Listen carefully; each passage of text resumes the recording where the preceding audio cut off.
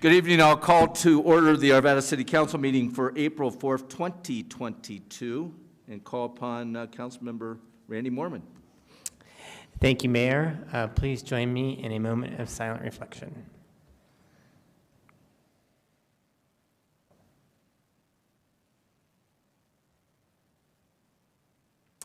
And now please rise and join me in the Pledge of Allegiance.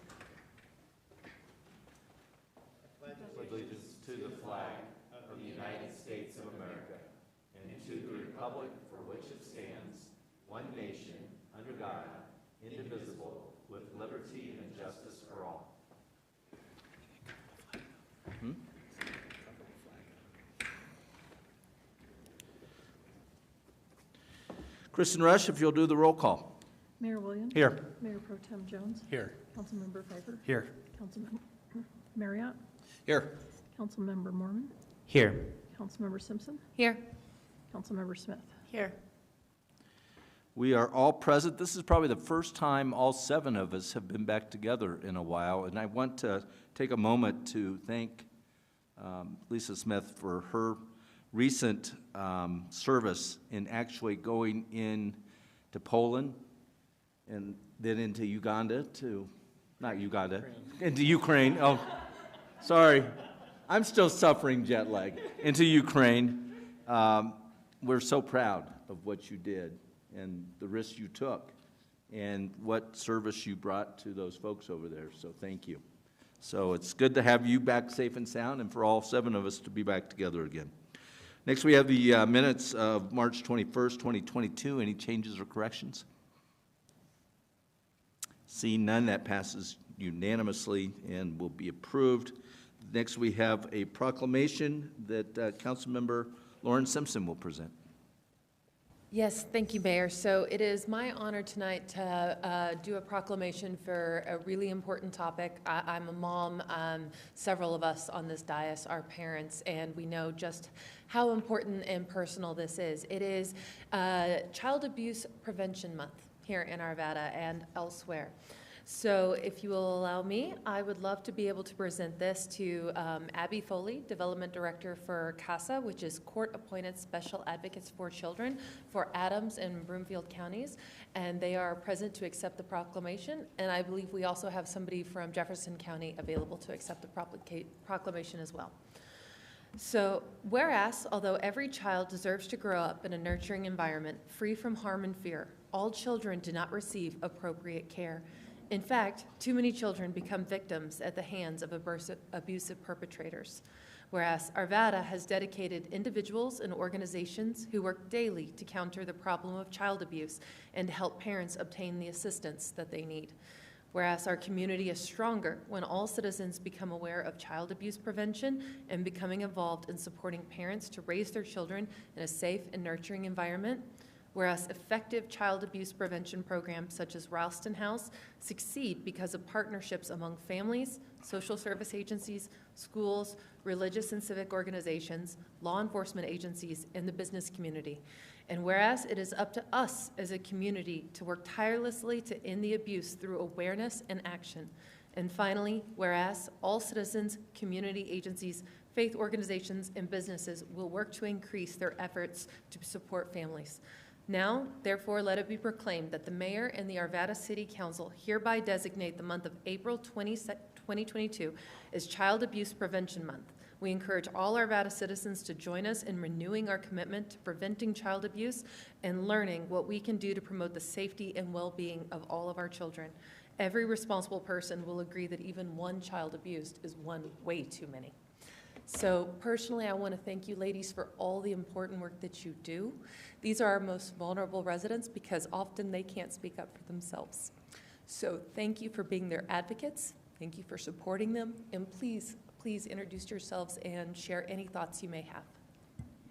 Thank you so much. My name is Abby Foley. I'm the Development Director for CASA of Adams and Broomfield counties. I'm joined here by Donna Alingi, our Board Chair, and Betsy Bellissimo from CASA of Jefferson and Gilpin counties. And on behalf of both of our programs, I just want to thank you for recognizing this very important month. Our CASA programs provide court-appointed volunteer advocacy for children and youth from the child welfare system. And so we see firsthand how child abuse and neglect not only impacts our children and our youth, but also the community as a whole. So by recognizing Child Abuse Prevention Month, you're really increasing community awareness about the importance of strengthening families, supporting parents, and providing better futures for children in cities and municipalities like Arvada. So thank you so much.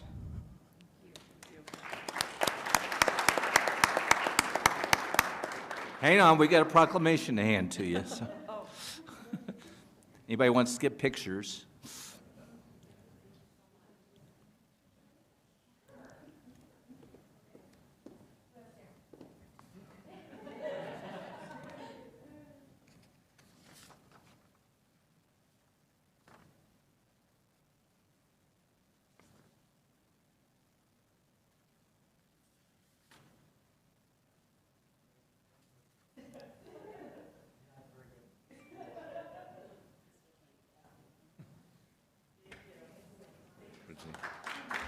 Good.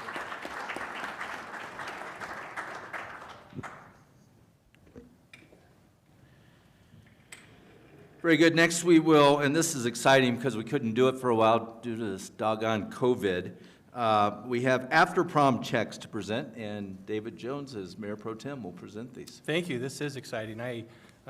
This is always a fun opportunity for our kids that are in high school who get to attend prom. So I'd like to just read this for those of you that may not be aware of what our schools are doing. But each year at this time, the City Council acknowledges the partnerships of the school staff, the parents, and the local businesses, our Arvada school resource officers, and others who join together to create a free and safe place for our high school students to meet after prom. With elaborate decorations and creative themes, high schools are transformed into imaginative places for our students to gather. And they gather almost all night. And so again, thank you to those who are there all night. But they all night and early into the morning, they eat, they play games, they win prizes, but most importantly, they party safely together at no cost to them. And so we tonight want to recognize the committees and those representatives who are here from the local schools who will be taking care of nearly 2,500 teens during these different nights where they have these after prom parties. So we have representatives from Arvada High School, Arvada West High School, Pomona High School, and Stanley Lake High School. Our representative from Ralston Valley couldn't join us tonight, but I'd like to come down and present you with, is it a check or cash? It says cash. It's a check. I'm going to present you with a check and not cash for your after proms, and we truly thank you for the work that you do. Another vulnerable group of citizens in our city that we want to look after and take care of, and so we appreciate the work that each of you and the amazing committees that you have put together for them on those nights. My kids went to Ralston Valley, and I can only imagine what all the schools look like, because that one was really cool to go and look at and be a part of and help set up. So thank you for your hard work. If you could just come up to the podium, I'll meet you there.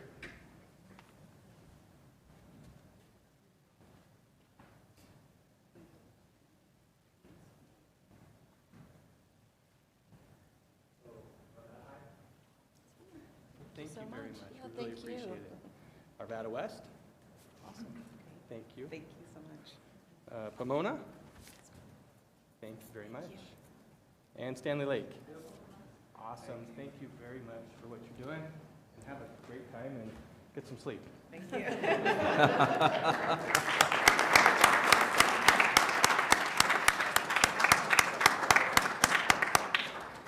Absolutely a great program.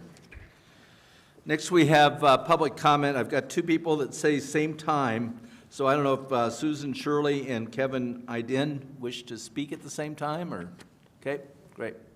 If I could just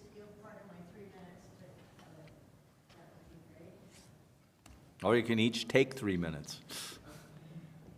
All right, so I'm Susan Shirley. My address, I guess, do you need it? I've got it on paperwork for both of you, so we're Okay, good. thank you. Good evening, everybody. It's good to see all of you. We're here to talk about Mission Arvada at the Rising Church in Old Town.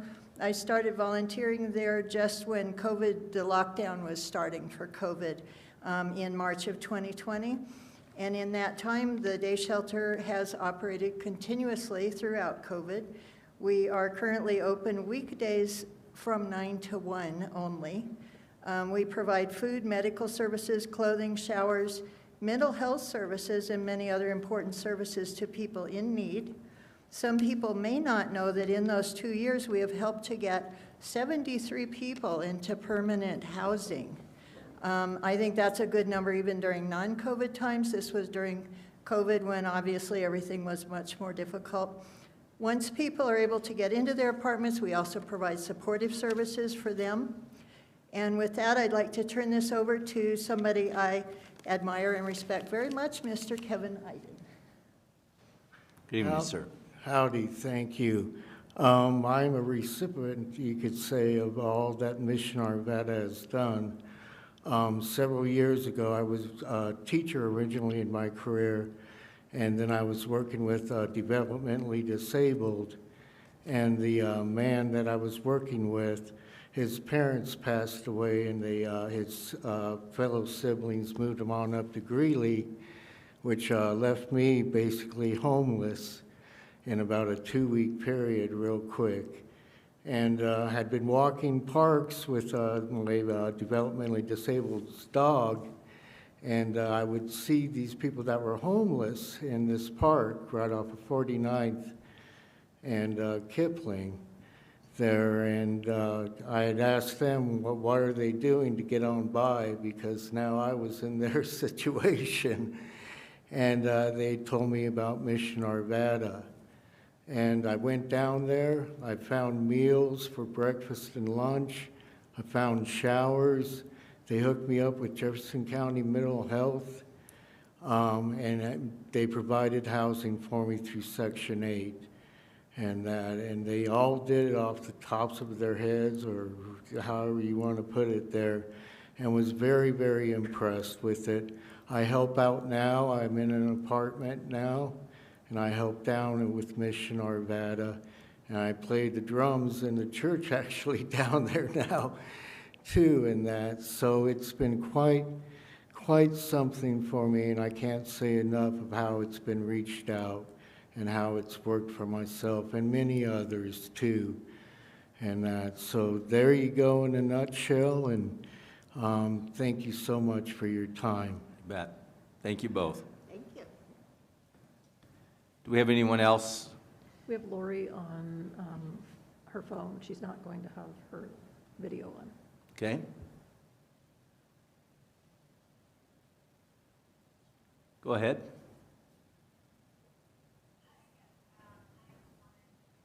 Okay, we're not hearing you yet. Hang on.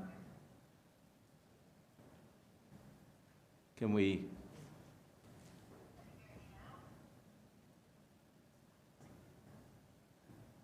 Try again. It's really soft.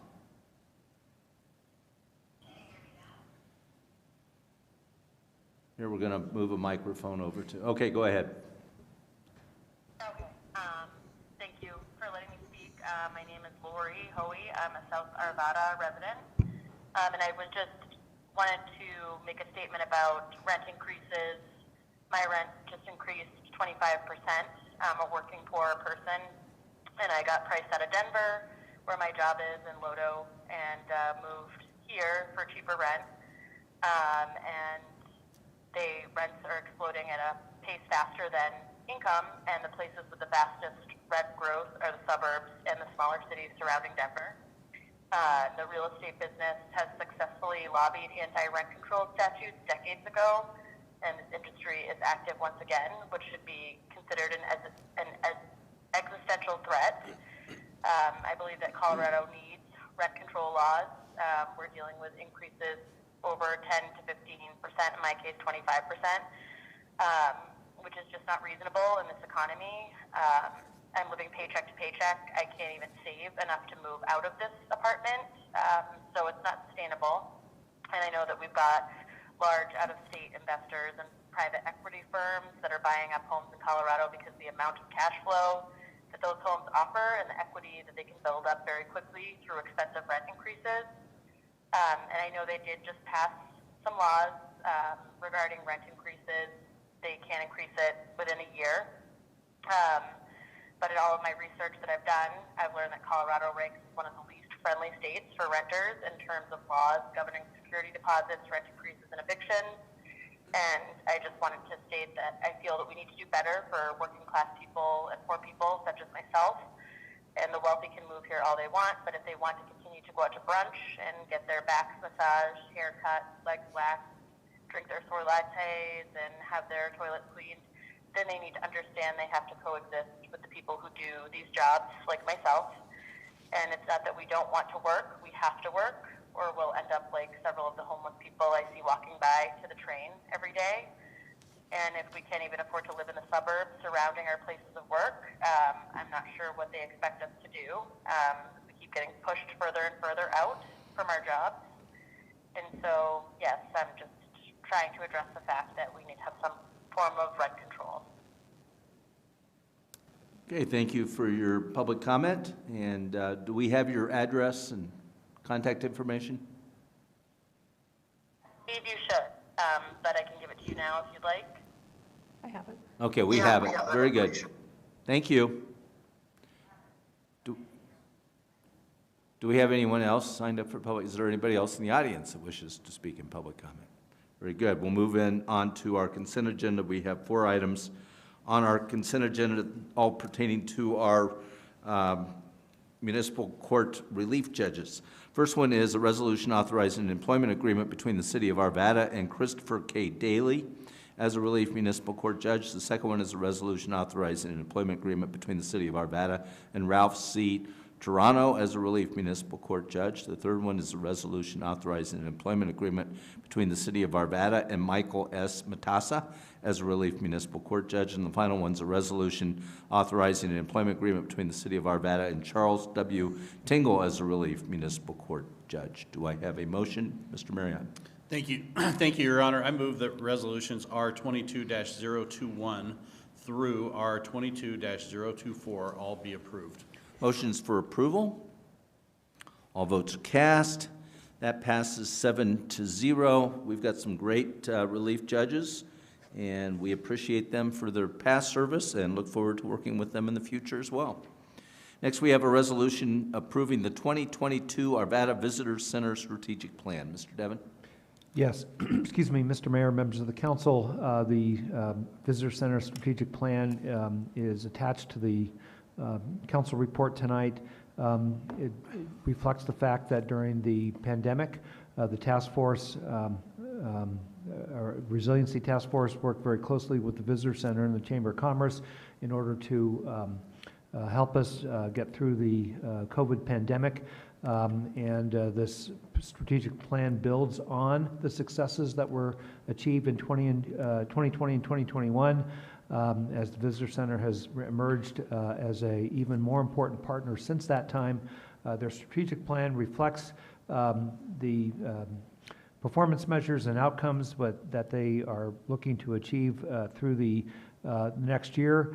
Using ARPA funds, we've been able to guarantee an additional $50,000 a year so that they would be funded at $140,000 a year for 2022, 2023, and 2024 in order to support their strategic plan. I think as the council is aware, we have representation on the board of directors that includes a member of the city council. So we are recommending approval of the resolution. And Ms. Simpson, as that representative, would you like to make the motion? I would love to make the motion, Mayor, if there are no other questions. There are none. Okay, perfect. I move that R22-025, a resolution approving the 2022 Arvada Visitors Center Strategic Plan, be approved. And I'll make a quick comment on this. The Visitors Center is run by Jean Gordon. She's a very talented professional, and we are very lucky to have her here in Arvada. And I have to say, as the council member who sits on that board, They do really excellent work. Yes, obviously, Old Town is a core focus, but they look broadly at the entire city. There are plans in place to highlight businesses from the north to the west, everywhere, so I commend them strongly. And it should be an exciting couple of years as we come out of the COVID-19 pandemic with the G line in place, with the street closures in Old Town. I think there's a lot of opportunity. They see a lot of opportunity, particularly in collaboration with other partners, Stenger Lutz, et cetera. So I'm very enthusiastic to make this motion. Motions for approval? All votes are cast. That passes 7-0. Thank you. Yeah, it's a great asset for our community, and we're thrilled to approve their strategic plan. Mr. Mayor Pro Tem, would you like to make the motions on the read the first readings? I will. Thank you, Your Honor. I move that Council Bill 22-048, an ordinance amending Section 10.3.1, General Provisions of Ordinance Number 1324 of the City of Arvada, Colorado, and Council Bill 22-049, an ordinance amending Section 74-62, membership, appointment of members, term of office of Article 3, Planning Commission of Chapter 74, Planning and Development of the City of Arvada Code, and Council Bill 22-050, an ordinance authorizing an additional appropriation for fiscal year 2022. And last, Council Bill 22-051, an ordinance amending subsection 70-103(a) of Chapter 70, Personnel Rules of the City Code, all be approved on first reading, ordered published in full, and a public hearing set for April 18th, 2022 at 6:15 p.m. Motions to approve the first readings. All votes cast. That passes 7-0. Thank you.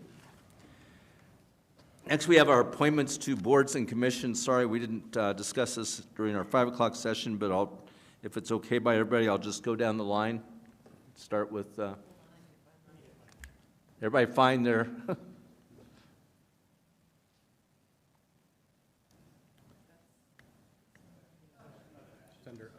it's under other, yes.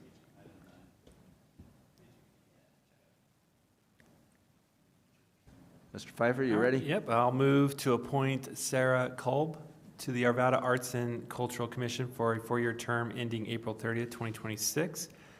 I'll also move to reappoint Ryan, Eschenbach, and Emily King for a 4-year term ending April 30th, 2026. Motions for appointment to the Arts and Culture Commission. All votes are cast. That passes 7-0. Thank you. Mr. Mormon? Thank you, Mayor. I move to appoint Amber Klein, Kelsey Parker, Kimberly Golden, and Cassandra Sells to the Arvada Festivals Commission for 3-year terms ending April 30th, 2025. I move to appoint Andy Canizaro and Shane White for unexpired terms ending April 30th, 2023. And I move to reappoint Jeremy Belter, Catherine Holabird, Jennifer Kemps, and Amanda McCoo for 3-year term ending April 30th, 2025. Motions for approval of the appointments to the Arvada Festivals Commission. All votes are cast. That passes 7-0. Mrs. Simpson? All right, Arvada Liquor Licensing Authority, so the naysayers, I guess. I move to reappoint Daniel Daly and Veronica Kaiser to the Arvada Liquor Licensing Authority for a 3-year term ending April 30th, 2025. All votes are cast, and those appointments are made to the Liquor Licensing Authority. And I will move to appoint Peter Kazura to the Arvada Urban Renewal Authority for a 5-year term ending April 30th, 2027. And I need someone to move to ratify. I'll ratify. I move to ratify Mayor Williams' appointment of Peter Kazera to the Arvada Urban Renewal Authority for a 5-year term ending April 30th, 2027. All votes cast. Oops, I do that one over. Sorry. Not sure I cleared the last one. That passes 7-0. Next, I would move to reappoint Sue Dolan for a 5-year term ending April 30th, 2027. And I move to ratify Mayor Williams' appointment of Sue Dolan for a 5-year term ending April 30th, 2027. All votes are cast. That passes 7-0. Why don't you go ahead and do the... Okay. I move to appoint Julie Thompson to the Design Review Advisory Committee for an unexpired term ending April 30th, 2024. All votes are cast for the Design Review Advisory Committee, and that passes 7-0. Ms. Smith? All right. I move to appoint Jim Thiefalt to the Golf Advisory Committee for a 3-year term ending in April 30th, 2025. And I move to reappoint Hank Broxama and Aaron Lopez for 3-year terms ending in April 30th, 2025. Votes are cast. That passes 7-0. Thank you. I move to reappoint Catherine Gaskins and Vicky Pine to the Human Services Advisory Committee for 3-year terms ending April 30th, 2025. Votes are cast. That passes 7-0. Thank you. I move to appoint Madison Brannigan, David Maxwell, Luis Bordelon, Alex Williams, and Alan Horton to the Park Advisory Committee for a 3-year term ending April 30th, 2025. I also move to appoint Kristen, is it Mamet?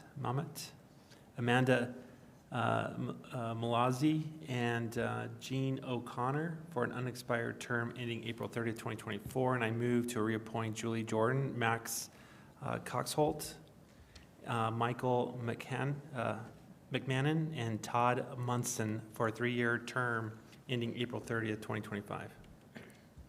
These are for the Park Advisory Committee. All votes are cast. That passes 7-0. Thank you. Now for the Planning Commission, Randy, if you'll do the first one. Gladly. I move to appoint Brandon Figliolini to the Planning Commission for a 4-year term ending April 30th, 2026. Mr. Pfeiffer, thank you. That passes 7-0.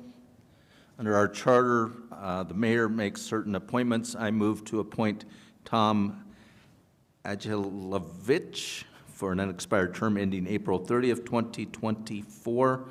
And I'll also move to reappoint Andrew Gay and Michael Griffith for 4-year terms ending April 30th, 2026. And I will move to ratify Mayor Williams' appointment of Tom Alanovich of the Planning Commission for an unexpired term of April 30th, 2024. And I also move to ratify Mayor Williams' reappointment of Andrew Gay and Michael Griffith to the Planning Commission for 4-year terms ending April 30th, 2026. And those appointments all are approved unanimously. And we have one more for Planning Commission. Do you want All right. I move to appoint Ryan Hecht to the, I'm Nope. sorry, I skipped a line, my bad. I move to reappoint Steve Hannon for a 4-year term ending April 30th, 2026. Very good. Now, if I would let you all vote. That passes 7-0. Thank you. Okay, next, Lauren Simpson. All right, thank you. It is the Retirement Plan Board. I move to appoint Ryan Heck to the Retirement Plan Board for an unexpired term ending April 30th, 2023. Mr. Pfeiffer, if I may have blocked you out for a moment. That passes 7-0. Thank you. Mr. Mayor Pro Tem?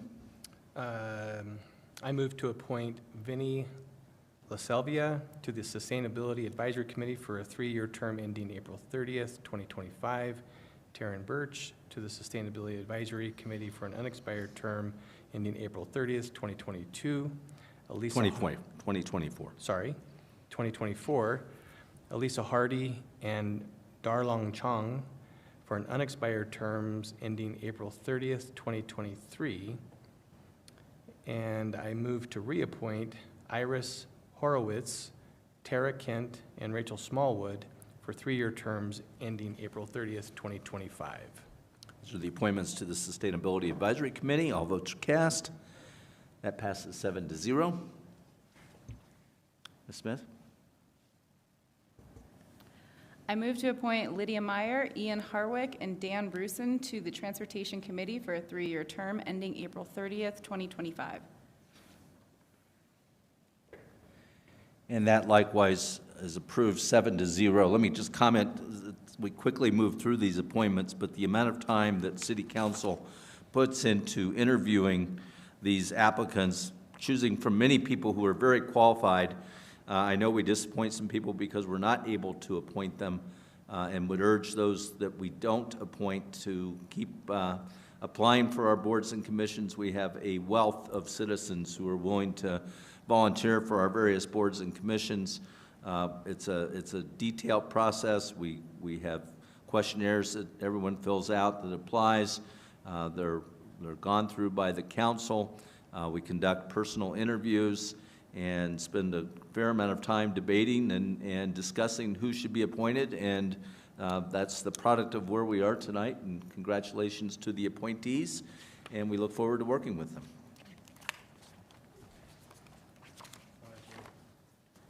We have one more? Metro Water. Okay, Mr. Let me get to it. Where's it?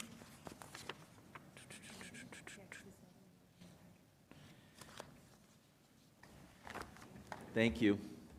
Okay, I'm going to move to reappoint, oh, do I have to? Craig Koshin as the City of Arvada's representative on the Board of Directors of the Metro Water Recovery to serve a term of 2 years beginning July 1st, 2022 and ending June 30th, 2024. Yeah. Well, I move to ratify Mayor Williams' appointment of Craig G. Koshin to the Metro Water Recovery Board of Directors for a term of 2 years beginning July 1st, 2022 and ending June 30th, 2024. And then this one actually calls for a second? I move to second the motion for ratification. Okay, we've reluctantly. Mr. Koshin knows I'm kidding, I hope. That passes 7-0. Thank you.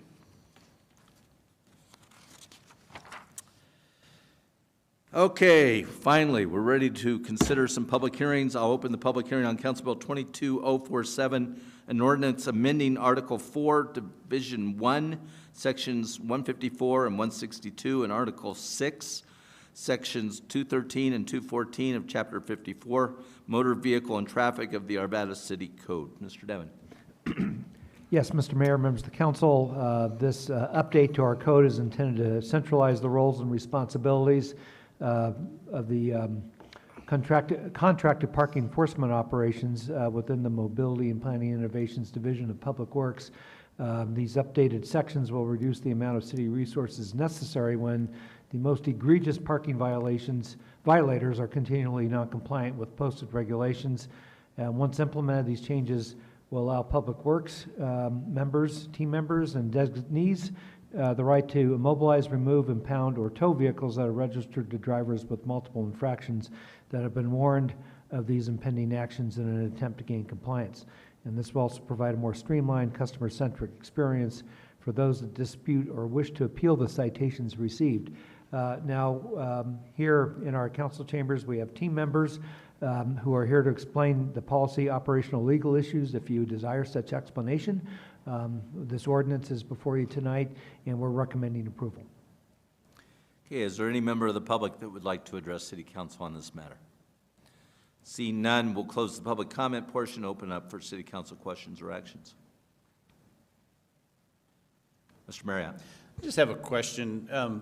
This change essentially allows within our code for a private company to perform these parking functions. Is that the gist of it? Is that correct?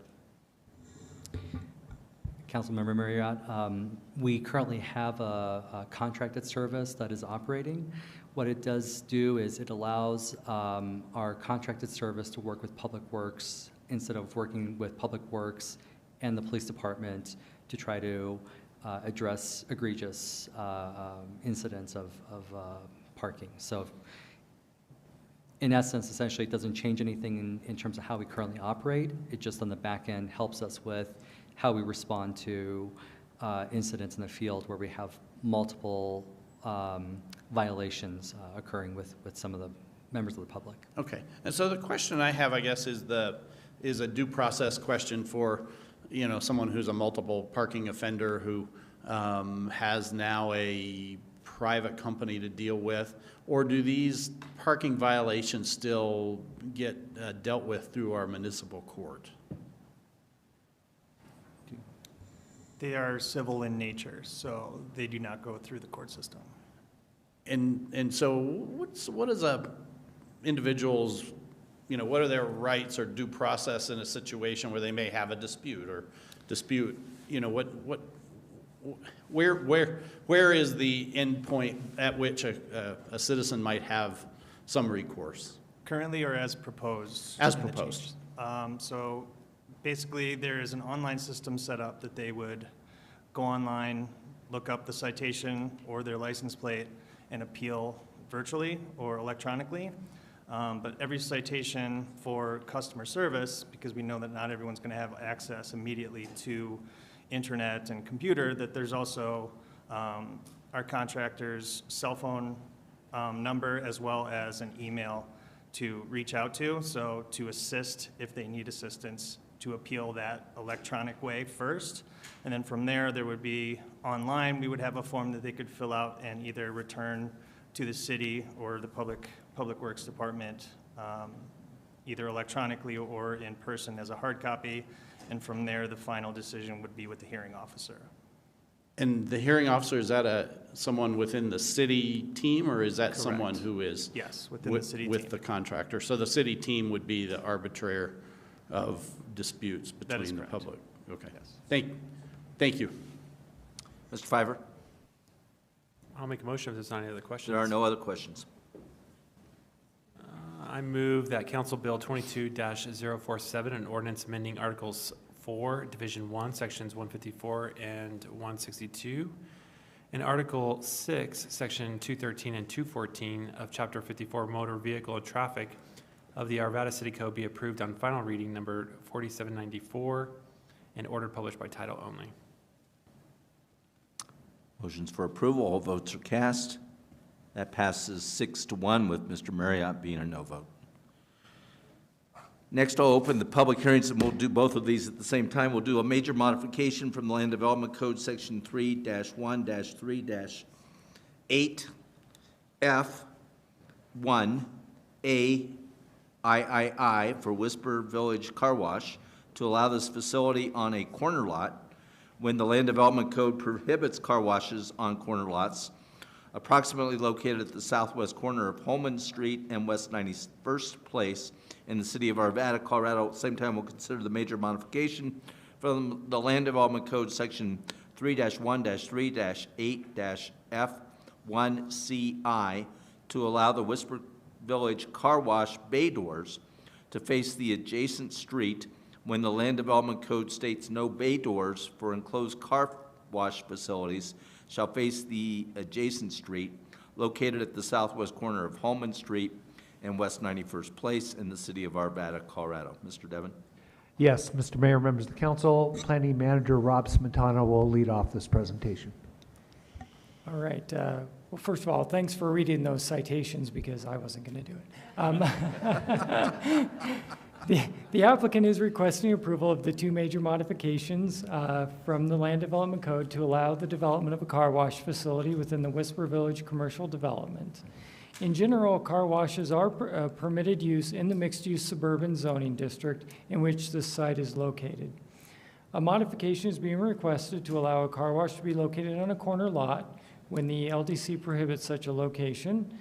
The second modification is to allow bay doors to face an adjacent street when the LDC also prohibits such a design.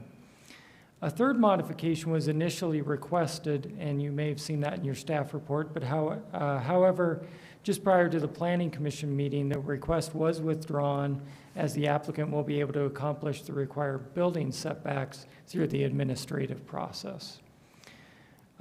The applicant has proposed to mitigate the major modifications by orienting the bay doors to the north and therefore away from the future residential development that will take place to the east of this site and by constructing a screen wall along the eastern side of the stacking lanes to provide buffering from the future residential. Additionally, noise-generating vacuums have been eliminated from the site. The city team does recommend approval of the major modifications. The Planning Commission voted 4-1 to recommend approval of the 2 major modifications during their March 8th meeting. We have received the signed posting log and mailing affidavit, and they are in order. The applicant is in attendance for presentation and questions. We also have Senior Planner Linda Hoover here for any questions as well. Very good. The posting log and the mailing affidavit will be made part of the record. If you wish to testify on this matter, if you'll raise your right hand, swear or affirm the testimony you're going to give in this matter will be the truth, the whole truth, and nothing but the truth. If you'll state your name and address and make your presentation. Brett Palmberg with Brick Engineering. We are at 5690 Webster Street here in Arvada, in Old Town Arvada. And I'll make this fairly brief as the director already presented most of the major elements here. We'll go through this. Is this advanced? Pardon? Oh, okay, all right.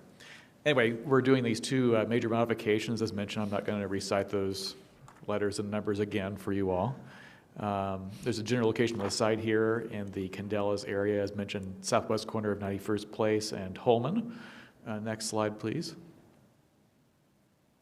This just shows the relationship of the car wash to the residential. So as you go up in this view, that's actually to the east. Residential townhomes and whatnot are to the east. Other commercial uses are essentially located around all other sides, all 3 other sides of the development, to the south, west, and to the north.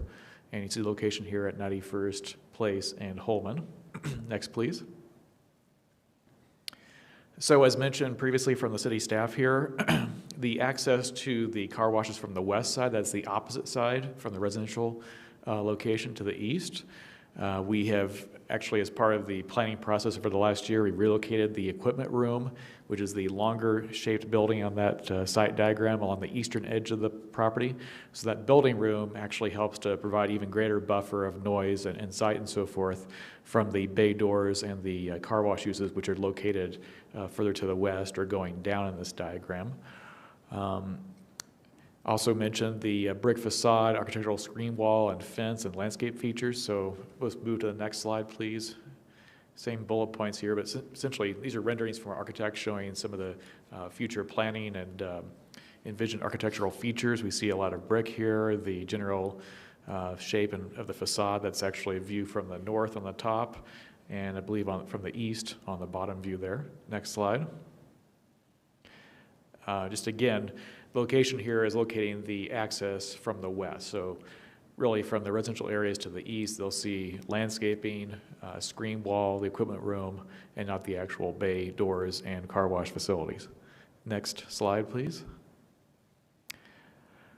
So the bay doors facing the adjacent street, we have also a retaining wall on the east and north sides to enhance the curb appeal. Wing walls, those are walls that kind of extend out from the equipment room to the north and south, provide additional buffer on the east side and north sides of the project, increase landscaping, and importantly, the materials we're going to use here are going to match the theme of the rest of the area here in the general vicinity. Next slide, please. And just a couple of renderings there of landscaping and so forth. Next slide. So we'll just conclude with some perspectives. This is from the southeast corner, so essentially from Holman, looking towards the northwest, towards the car wash. You see the landscaping, the trees, well buffered and so forth. Retaining wall and the difference in grade actually also helps with the separation and buffering as well. Next slide.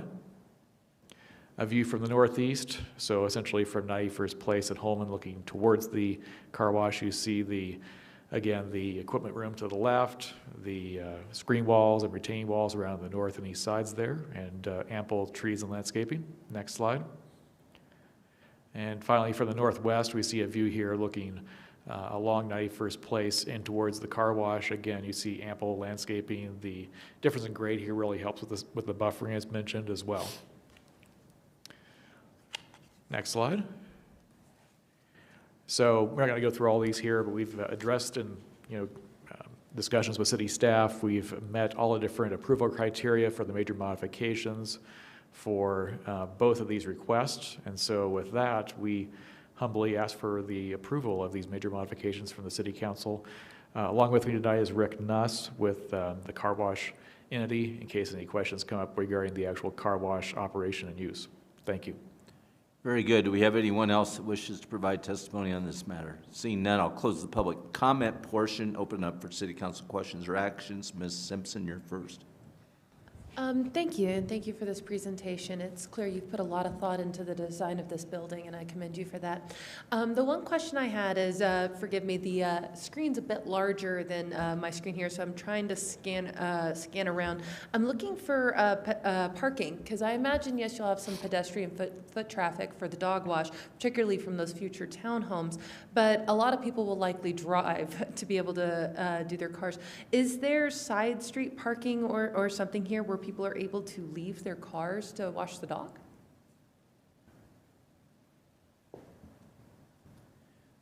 There are at least a couple parking spots on the west side there by the dog wash that are designed for people who come and use the dog wash and so forth. Okay, yeah, I see those. I see the one handicap. The other looked like it had a trash containment in it, so I wasn't certain. Thank you for clarifying that for me. Yep. Mr. Jones? I'll just reserve the motion if I can. You may. Mr. Mormon? Thank you.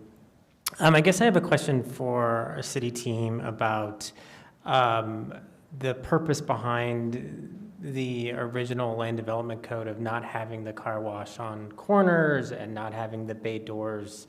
Can someone just explain that, please?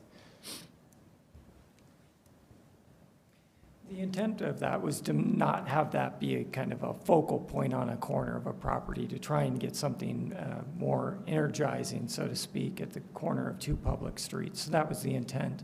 And then the same thing with the bay doors not facing a street, to try and get a little more of a pedestrian-friendly feel, less auto-oriented. And you feel the modifications that they have done around the landscaping and stuff help kind of address some of those aesthetic concerns, I guess, that are in the land development code?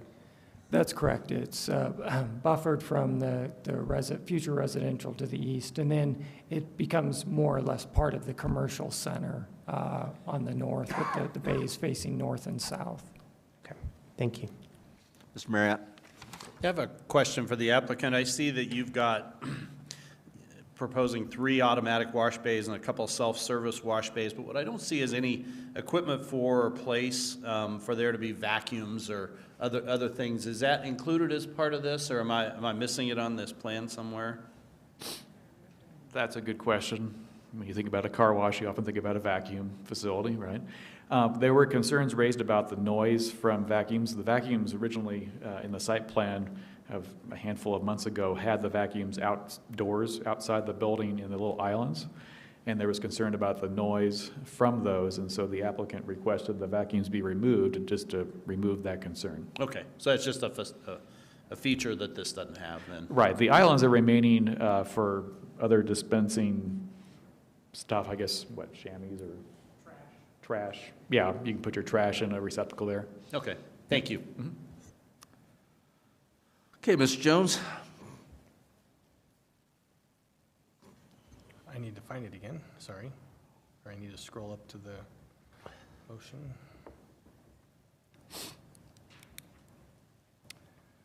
All right. I move that major modification from Land Development Code subsection 3-1-3-F-8-F1A for Whisper Village Car Wash to allow this facility on a corner lot when the LDC prohibits car washes on corner lots approximately located at the southwest corner of Holman Street and West 91st Place be approved. This motion is based on findings of fact adopted by the Planning Commission. Motions for approval. Votes are cast. That passes 7-0. Mr. Jones?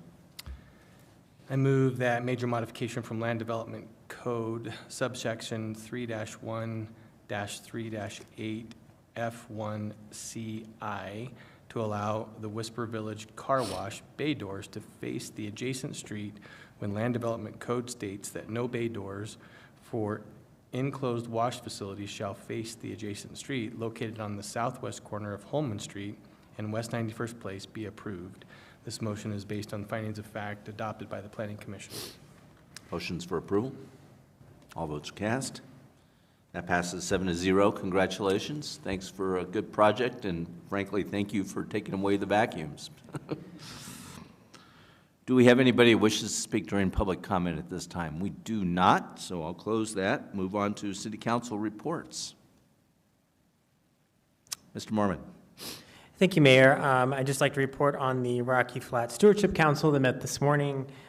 Two items that I wanted to mention. One is it looks like we'll be having at our next meeting in 2 months in June a continued conversation about fire at Rocky Flats and a concern that I raised at the meeting about air monitoring of those fires. And so we'll be having more conversation, hopefully with Department of Energy about that. And then the second point is the multi-purpose building that has been, I think, discussed before on the north side of Rocky Flats for interpreting history, past, present, and future, is, I think, starting to move along. They're starting to make those plans, and nothing has been proposed formally yet, but that is in the works. So those are my updates. Thank you for those updates. Ms. Simpson?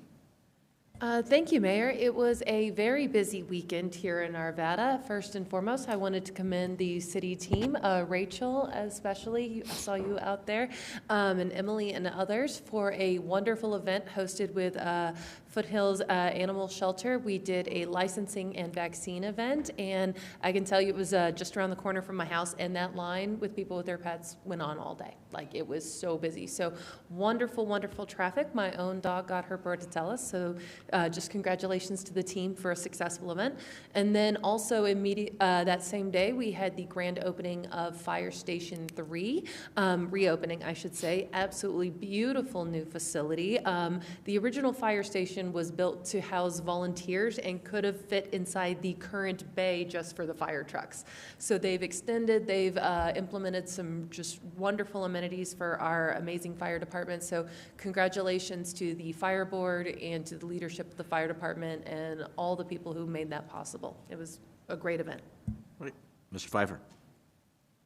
I just want to add that I drove by and couldn't find parking within miles of the place. So I decided to just keep going and ask Chief Piper to give me a personal tour later. Good plan. I am a fierce parallel parker, and that is the only way I was able to get in. Yeah, I think the neighborhood was pretty packed for blocks and blocks and blocks. So I went by there about 10:30, and amazing amount of people were there. So it was I could tell you it was a good event just driving by and trying to find a spot. So I just wanted to congratulate them as well. It's a beautiful station. I kind of wish they all looked that way now.